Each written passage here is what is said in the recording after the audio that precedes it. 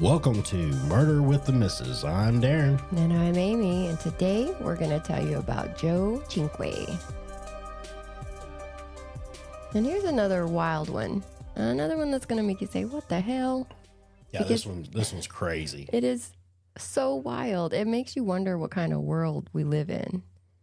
And I know all of our stories do to some extent, but sometimes you just can't wrap your brain around what you just heard. And this is one of those type of cases. Yeah. No, this one right here, just watching and researching this one I was just like, what the hell? It's so frustrating. Yeah. And also, I also need to apologize in advance because this is a case out of Australia. And a lot of the coverage that we've watched on this, like any videos or anything that we watched, is like news interviews and things like that. They're all from people with accents.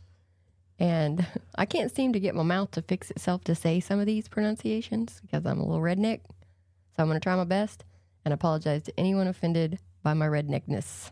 Okay? Sure. That's my disclaimer. Yeah, wait till I start talking. Well, all right, let's get into it then. Now that we've set it up so well. We're talking about Giuseppe Joe Cinque. We're going to call him Joe because everybody did. And he was a handsome guy with lots of friends. He was very charismatic and close to his parents, like really close. In fact, he lived with them. He played tennis, cricket, and soccer. His mom said that he couldn't sit still. He was always doing 2 to 3 things at a time. He had lots of friends and was very social. And he was out with friends at a club in Newcastle in 1995, and he met a girl, Joe Cinque. She was 22 years old, extroverted, dominant, and loved attention. She also had behavioral issues. Crazy. Yeah. Yeah. And the two hit it off because, who don't like a little crazy? And they started a long-distance relationship. She did, however, at this time have a boyfriend, Simon, she had been with for like 3 years. And she actually became pregnant at one point and terminated the pregnancy, which added to her emotional instability. She started taking recreational drugs like acid and cocaine, trying to cope. She had even taken a year off of school. But Simon found out about Joe, and he broke up with Anu. She moved to Canberra to attend Australian National University and pursue her law degree. But then she was very homesick. Yeah, and Joe, he would actually drive, to her every Friday, which was like a 4-hour drive or close to that. And, he'd stay until Monday morning and he would get up and leave super early in the mornings. Mm-hmm. And he'd have just enough time to drive back home and get ready for work. Yeah, he was completely enamored with her. She totally hung the moon. But like I said, who don't like a little crazy sometimes? Now, his family was seeing signs of things that they didn't like. His mom said that they ate dinner every night at 6 p.m. And once she started to see Anu, she would call every night at about 6:10 to 6:15, purposely interrupting dinner. Then Joe would leave and get on the phone with her and spend like hours on the phone with her. And the mom answered the phone several times and reminded Anu that it was dinner time and she needed to call after 7. But Anu just kept doing what she wanted to do. His dad said that if he and Joe were somewhere and they were talking and Anu saw that they were talking, she would come over and take over, steering Joe away and having her own conversation with him. She wanted to be the only person who had his attention. And when his mom confronted him about her concerns, he told her not to make him choose between them. Because he said, I love you, but she needs me. So here we go with this savior complex again. Now, Joe ended up moving to Canberra to live with Anu. She was sick and trying to take amphetamines, but instead of helping, they caused paranoia. She would think that things were crawling under her skin. She told her mom that she felt like her head was sitting on top of somebody else's body. She went to the doctor, who said there was nothing physically wrong with her and that it was all psychological. She was also obsessed with her physical appearance. She spent hours in the gym, developed insomnia, and became bulimic, experimenting with different purging techniques. She said that Joe had mentioned ipecac, And that's something that you drink to induce vomiting, like if you've ingested poisons or things like that. So she started taking that. Then she said she thought her body was rotting from the inside out. I mean, it couldn't have been because she barely ate and stuffed her body full of drugs instead of, foods and vitamins. It was Joe making her sick because he had mentioned Ipecac. None of his family believed that Joe would ever tell her about Ipecac as a dieting method, the way Anu was making it sound. They don't even think he fully knew what it was to begin with. He was more about love yourself for who you are kind of person, not take this drink to make yourself throw up. Yeah, I mean, that's the whole thing. I mean, it was, he had mentioned Ipecac in conversation with other people, and she overheard this, and she tries to say that it was his fault. Yeah, like he gave her the idea. Yeah, exactly. Like he gave her the idea. Yeah. But, he moved up, he had moved in with her to help her, not to hurt her, but she blames him. She blames everybody but herself on everything all the time. You'll see that. Yeah. Her parents made her see a psychiatrist. Now, they were very on top of this, like as much as they could be, I think, from being far away from her. But I do want to throw that out there, that they were trying to help. So they made her see a psychiatrist, and they did prescribe her some medication to help, but Anu refused to take it because weight gain was one of the side effects. She started talking about suicide with other people so she could end the troubles of her being sick. One person even told her that if she felt like that was something she needed to do, then she should do it. So that just goes to tell you how persuasive she was and how much she actually believed herself that she was sick to like beyond repair, like that nothing was going to help her. And she was convincing other people of this. And keep in mind that throughout this story, most of this is coming from Anu. No one has really spoken on her behalf, so take from it what you will. But Anu became convinced that she had AIDS. She was even mad that she had it and Joe didn't. So she planned on putting some of her infected blood onto his toothbrush to try to infect him. Girl, you nasty. She had an AIDS test done, though, and it was miraculously negative. Oh, go figure. Right? Crazy. You're just going to chime in with that every time. Crazy. She started then telling people that she wanted to go on a rampage and kill Joe, her ex Simon, and all the doctors that couldn't diagnose her of her mystery illness she didn't have. She even said, "I've studied psychiatric texts, and it wouldn't be too hard to convince someone that you're insane." I keep saying that she told people instead of friends because she really didn't have any friends. She had one girl that did whatever Anu would say, but the majority of the people around her were just classmates or acquaintances. Most people didn't like that she was so attention-seeking, and to that point, that could be why no one took her talk of suicide or her rampage seriously. Okay, I'm going to try to do this. But her friend, Madhavi Rao, was always right there, ready to help Anu do whatever she needed to do. And from this point on, I'm going to call her Rao because I can't say Madhavi without trying to make a fake accent to do it. I'm not going to lie. So I'm just going to have to call her Rao. So the two went to the library and researched suicide and suicide assistant methods. Yeah, because she was one of those people that was convinced that this was the best thing for her. If she wanted to kill herself to avoid this disease, kind of like a Robin Williams situation, then she was right there for it. But I don't know why she would be right there for her taking Joe out with her. Yeah, well, that's just two crazies together. Yeah, feeding off each other. Yep. I agree. Now, in September and October of 1997, she was talking about trying to get a gun to do it. But she changed her mind because it's not as easy to get guns in Australia as it is in the United States. So she moved on to heroin. Some people have said that it was kind of not offered to her, but like the suggestion was made to her that heroin would be a better way to go because then it's like quicker or something and you don't have to worry about missing. Just some people say she was convinced by other people that heroin was the best way. She might have just been like, okay, this would be my best way, but we don't know. She blames everybody for everything, so it's hard to say.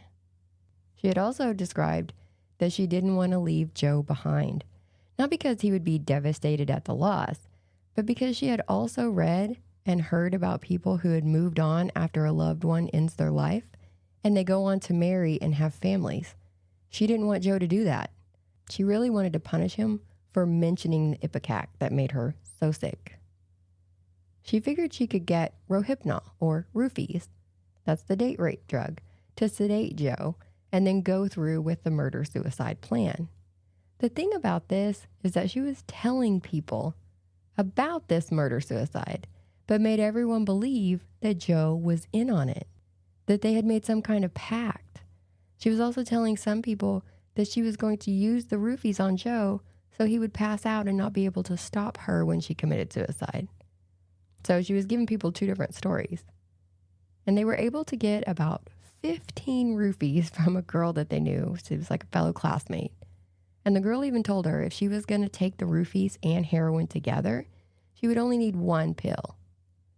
Another fellow student actually sold heroin.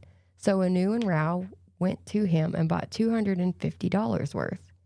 He educated them on overdosing, how to inject yourself, and how to inject someone else. They all injected each other to practice, and he would pre-fill the syringes for her.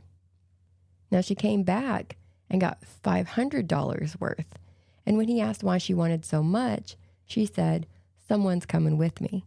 So he didn't know about Joe. He just thought he was trying to teach her how to kill herself, which this is a problem. Like, how is this not a problem?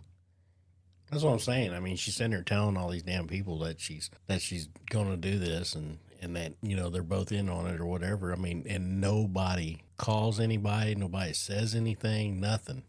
Oh, no. And it's about to get worse. Yeah. Because having what they needed now, they decided to throw a farewell dinner party. And they invited several people, including fellow law students, even neighbors who were practically strangers to this dinner party on October 20th. All of these people knew that after this dinner, shit was going down. Rao was even showing off her track marks from where they had practiced. Only one person didn't know what was really going on, and that was Joe. But at the party, everyone said nothing seemed off. Anu and Joe were affectionate and pleasant to everyone. All was good. After everyone left, Anu crushed up some of the roofies and put them in Joe's coffee. He passes out, and she gets the syringe that, like I said, was pre-filled for her by her dealer. But it was so concentrated that she actually wasn't able to use it. It wouldn't come out. The next morning, when Joe wakes up, he feels like he has a pretty big hangover, but that's probably because he drank quite a bit the night before at dinner, so it wasn't alarming. When people at the dinner party see that Anu and Joe are still alive, they assumed it was because of Anu's need for attention that she was going around saying she was going to hurt herself, but she was not going to actually do it. But she was also not done yet. Yeah, she sets up another dinner party for Friday, October 24th, just 4 days later. Yeah, and I don't think I mentioned it, so let me reiterate that at this dinner party, nobody mentioned to Joe or asked questions. Exactly. That's what I'm saying. Nobody said shit. Nobody said a damn thing to Joe, so he's completely in the dark. Yeah.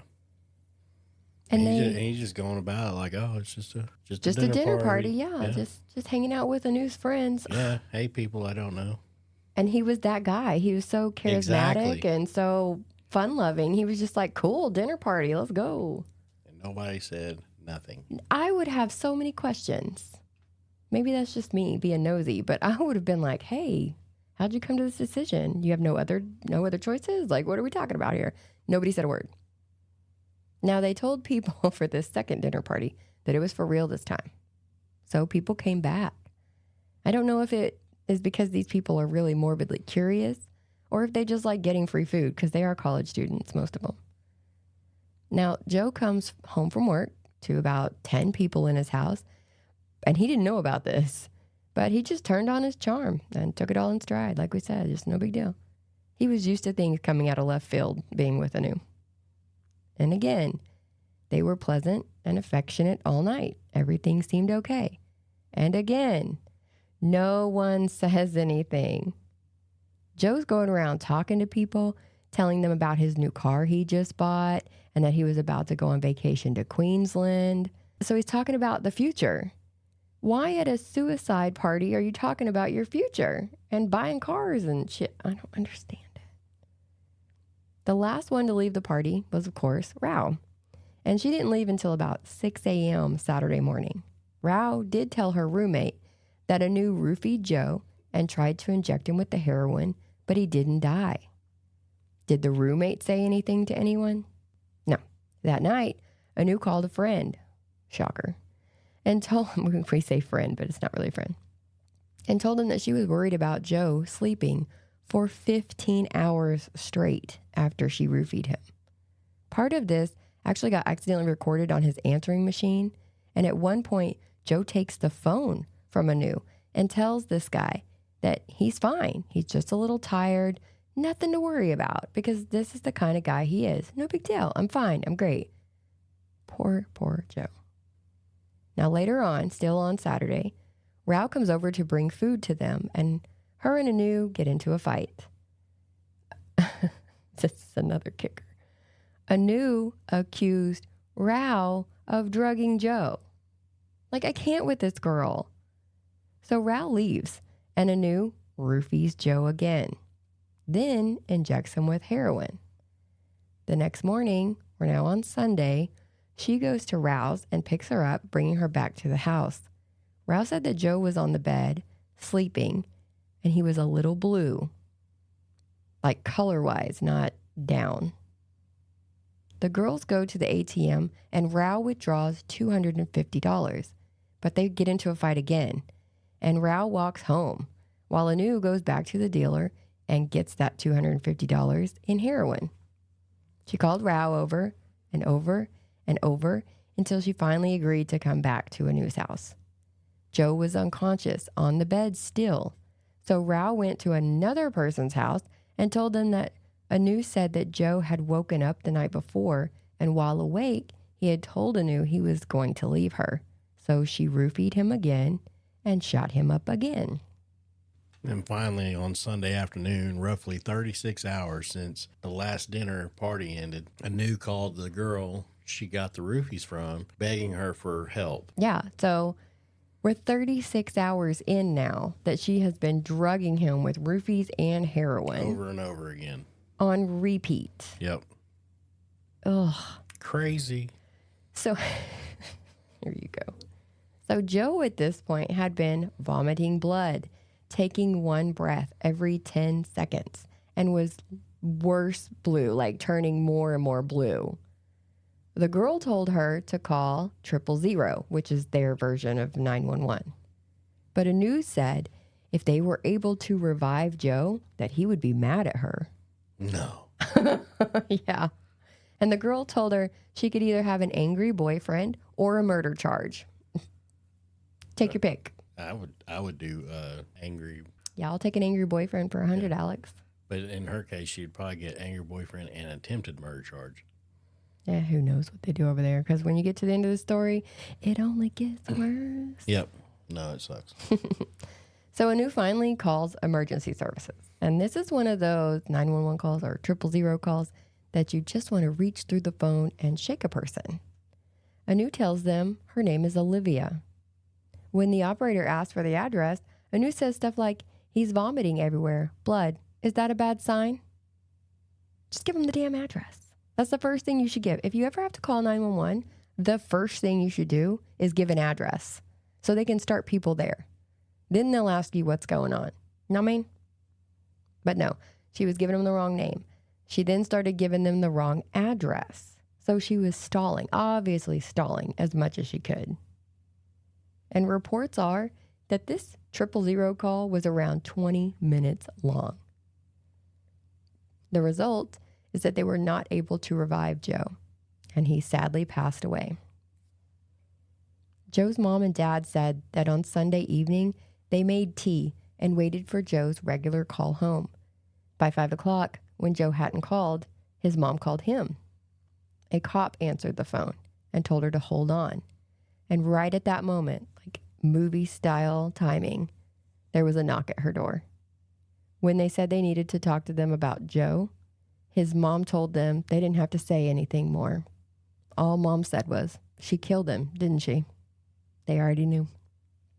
Now, since Anu and Rao were so open about the plan, police arrested them both, like immediately.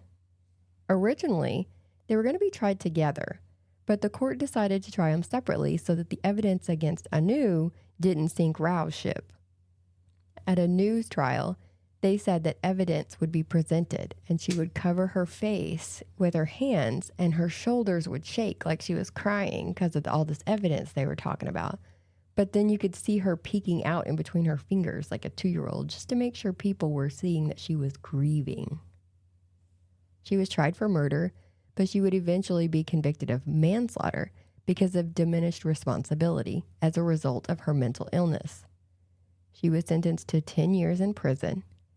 During her incarceration, she was allowed to complete her master's in criminology on a day pass, meaning that she got to leave the prison every day to go to a regular class for criminology after murdering someone.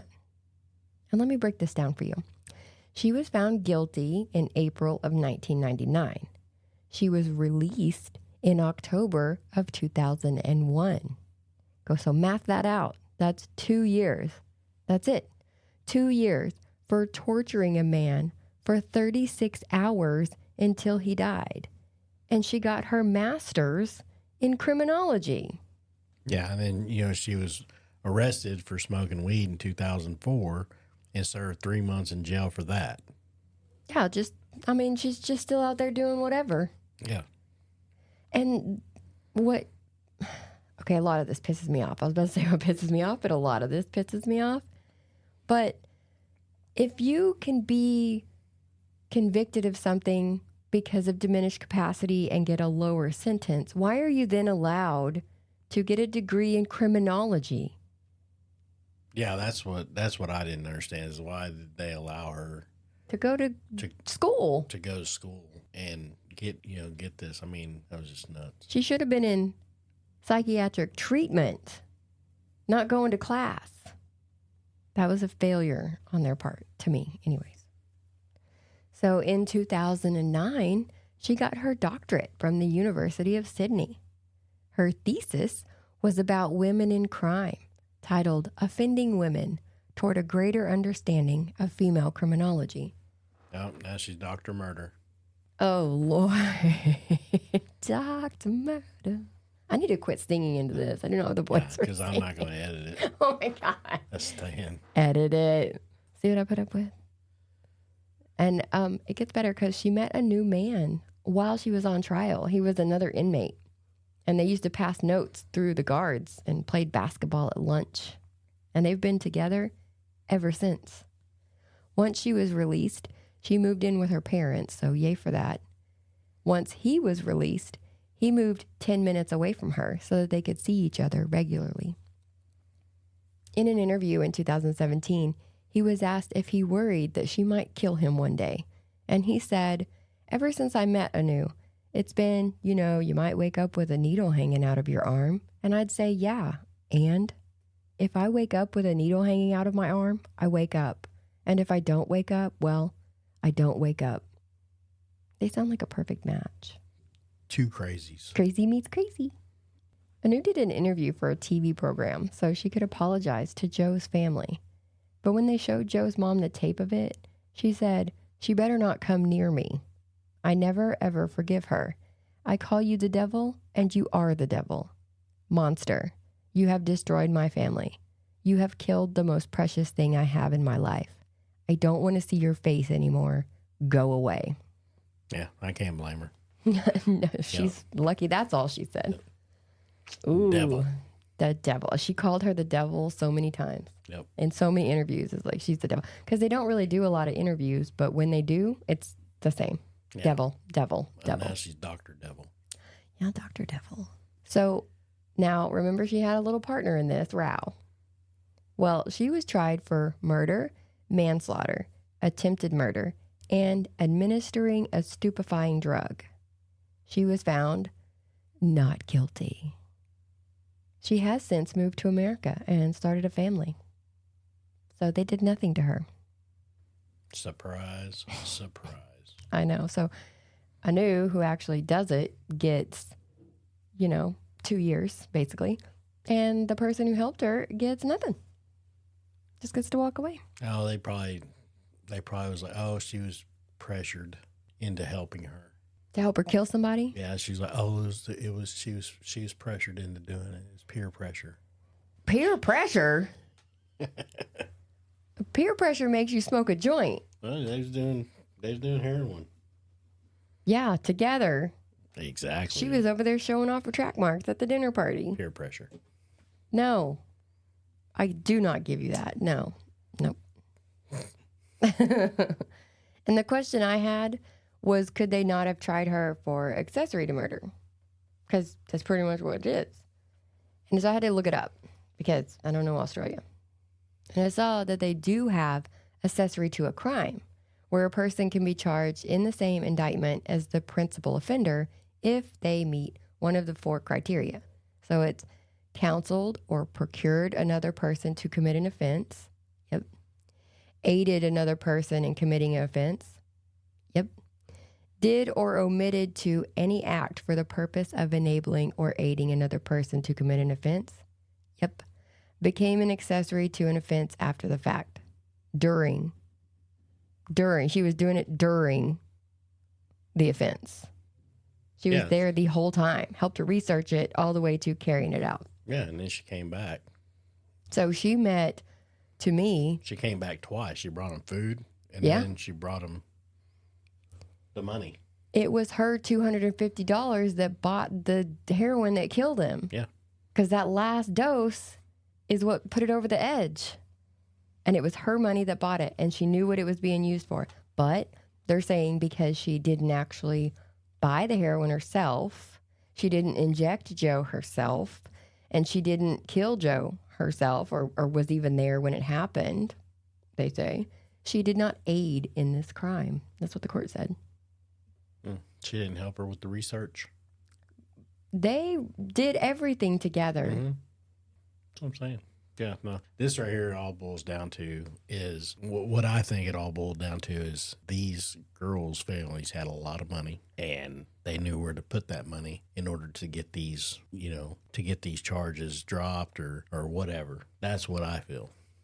I don't have actual figures, but I do believe that both come from wealth, and I'm pretty sure, if I'm not mistaken, Anu's parents are both doctors. So yeah, exactly. It fits. That's what I'm saying. You called that one for sure. So like I said, they're saying that she did not aid in the death of Joe. But when you know what's going to happen, you go with them to buy it. You pay for it. She's even the one who got the roofies. Like, she's the one who got the roofies, not Anu. And then you helped sedate them and all that stuff. You aided. So I don't know what happened there, and I can't wrap my brain around it. But that's where we are today, is that they're both free, doing whatever they want, and Joe's not. Yeah, I mean, it sucks, especially for Joe's family, because he was taken way too early. And a lot of his friends and just because of something stupid, and because of a crazy ass girlfriend, because she blamed him. It was her mental illness, and we're not talking shit on mental illness. No, but I mean, it's just, there's a point, where all these damn people, they seen what was going on, and they never said anything. Because like we said in the Johnny Lewis story, if you're going through a mental episode, you don't know that you're going through a mental episode. It's normal for you, but everyone around you sees it. Yeah. And nobody did anything. I mean, depression looks, different. It looks different. I mean, it could be a smile on a person's face. You're damn right. And also, I didn't mention in here, I don't know why, but Joe's friend said that he was actually leaving Anu. Like, he bought that car, and that was the trigger for her. She knew he was going. And that's why she started this whole thing into motion, was because she's saying it's because he told her about the Ipecac, and that's what caused her physical problems. Yeah. But his friends say no, that it was him leaving. He had like something about his luggage, like maybe he had bought new luggage or whatever. He was like, he had a date book and he had circled that Sunday, the day that he died. He had actually circled that day and put move day. So his friends are fully convinced that he was leaving, and that's why she did it. Yeah. That she made all this other stuff up just to. I can believe it. Yeah. She's crazy. Speaking of mental illness, if you or anyone you know needs help, please contact the National Lifeline by calling or texting any message to 988. And this is for everybody. If you see someone having a mental crisis, please call. Yep, and that's it for this one. We appreciate you guys listening. Catch us on the next one. Bye.